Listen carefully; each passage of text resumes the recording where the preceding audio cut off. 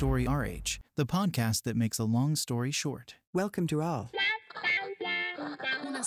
History is made of stories. In this episode, we'll be talking about how we handle the concepts of risk and uncertainty.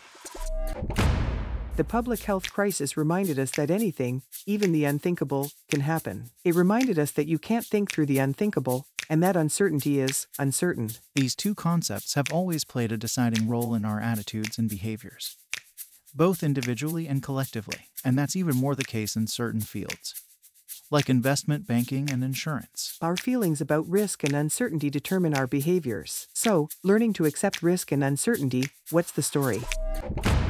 Risk is inherent to the dual necessity of efficiency and adaptation in our companies. Efficiency most often relies on the implementation of organizational methods derived from Taylorism, in which predictability is a cornerstone. You roll out models, processes, and tasks planned ahead of time which, as a result, can't be easily changed. They work wonderfully when you can predict any necessary changes.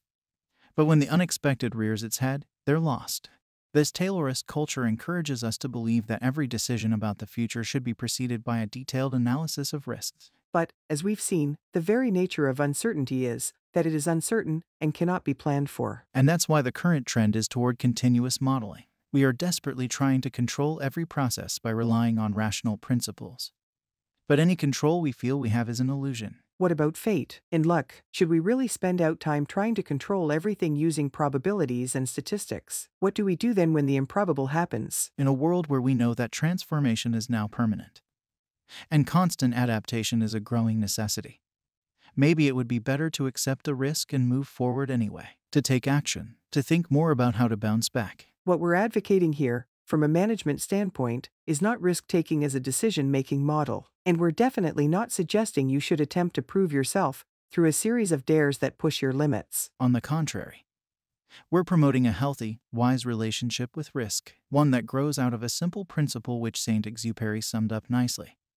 As for the future, your task is not to foresee it, but to enable it. We need to change our relationship with risk, to shift from trying to predict everything to preparing for whatever may come. We have to give up on the vain and idealist notion that we will ever be able to control everything. Instead, we need to adopt a prudent posture that enables us to react under the best possible conditions when the unexpected comes knocking. Foreseeability led to a perfectly suited solution based on a single possible future, the one that had been decided on and planned for in advance. That's actually the difference between foreseeability and forecasting. Whereas the unforeseeable forces us to experiment, to adopt a test and learn approach, it's really all about company culture. When we try to control everything, our future eventually gets away from us. Uncertainty is an integral part of life. Uncertainty isn't the problem.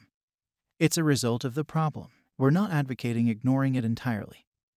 We're simply suggesting that there's no point constantly trying to rationalize it away. Where there's life, there's uncertainty and maybe even danger. Living necessarily involves risk. Westerners sometimes arrogantly mock what they call fatalism in other cultures.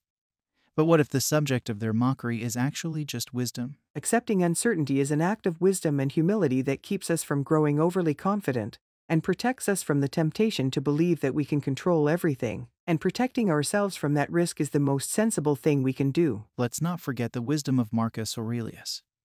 God, give me patience to reconcile with what I am not able to change. Give me strength to change what I can, and give me wisdom to distinguish one from the other. To recap, risk is an integral part of life. It exists regardless of our actions. Trying to control it and protect ourselves from it is idealist and futile. Rather than trying to foresee everything, we should prepare ourselves to bounce back from the unexpected to meet our company's dual imperative of productivity and adaptability. Is that right? Exactly right. Way to make a long story short.